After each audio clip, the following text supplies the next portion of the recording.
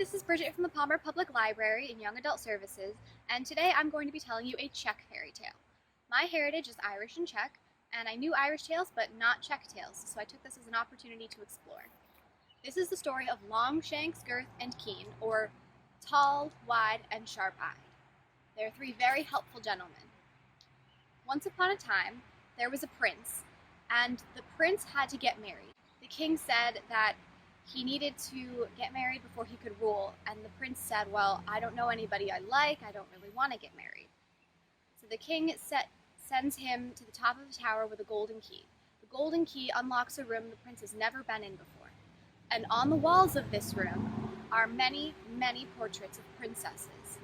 All of them, to the prince, they're not what he's looking for, not that he's really looking for anything. But then he sees one that's covered by a curtain. So curiosity gets the better of him, and he pulls back the curtain to reveal the most beautiful princess. He says, this is the one. So he runs downstairs to tell the king, his father, and his father says, you made a very bad decision. She's guarded in a tower by a magical wizard, and nobody ever gets past it. She's going to be stuck there, and you are going to end up failing and probably dying. The prince says, well, why not give it a try? So he sets out, and this journey to the castle is supposed to be a very, very long trip, so he's ready to go for a while. He walks along the road, and suddenly he comes across three men. These three men are one of them is very tall, one of them is very wide, and the other one is wearing a blindfold. So the tall man steps forward and says, hello, I am the tall man. How can I help you? And he says, well, I'm looking for the princess in the tower. Can you help me get there? And he says, yes, me and my two friends absolutely can. Our powers will help you get there.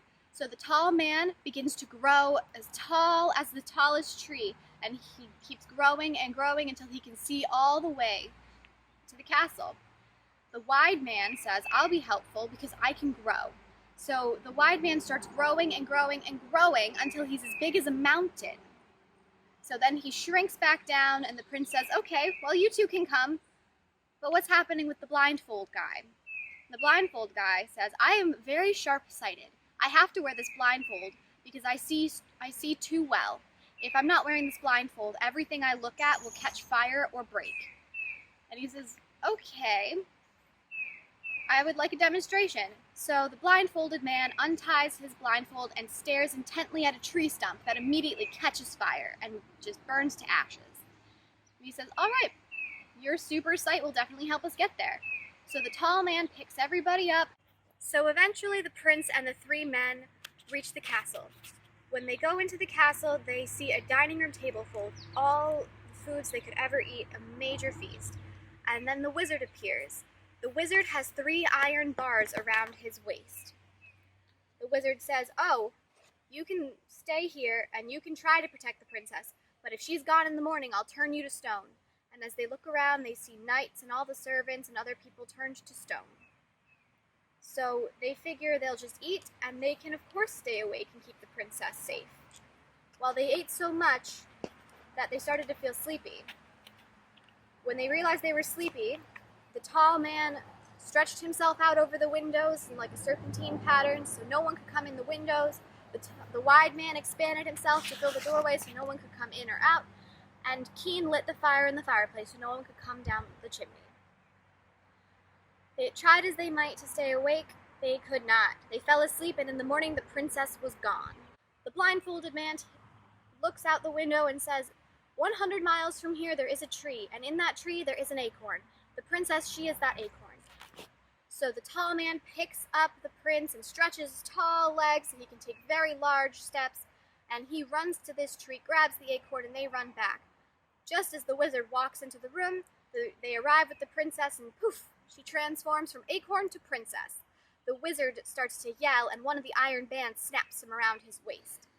You may have succeeded tonight, but you will not succeed again. So the second night, they do the same thing. They eat their fill, and they say, of course we'll stay awake. They resume their battle positions to guard all of the windows and doors, and then of course they fall asleep. So the next morning they wake up and find that the princess isn't there. The prince says to the blindfolded man, where is she? The The blindfolded man looks out the window and says, 200 miles from here, there is a mountain. And in that mountain, there is a diamond. The princess is that diamond. So the tall man stretches, picks up the prince and the blindfolded man, and they walk 200 miles to this mountain in very large steps. The blindfolded man takes off his blindfold when they reach the mountain and burns a hole in the mountain straight through to find the diamond. They find the diamond and carry it back to the castle, and as they enter back into the castle, the wizard sees them, and the princess turns from diamond to princess again. The wizard's even angrier this time, and the second ring on his waist snaps. He says, "You'll never make it past the third night. You won't find her tomorrow morning." So the three men and the prince decide they're still going to try for the third night. They're almost there. They eat their fill again and try to stay awake, but of course, they fall asleep again. At sunrise, the prince wakes up and realizes that he can't find the princess. He wakes the blindfolded man, and the blindfolded man says, 300 miles from here, there is an ocean. At the bottom of that ocean, there is a clamshell. Inside that clam, there is a pearl, and the princess is that pearl. Oyster. Sorry, not a clam. We'll never make it in time, and the water's too deep.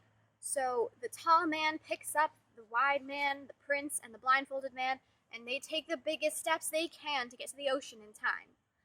The tall man reaches down into the water, but the water's too deep, and he can't stretch far enough. So the wide man says, "Hold on." He hops in the water and starts drinking his fill.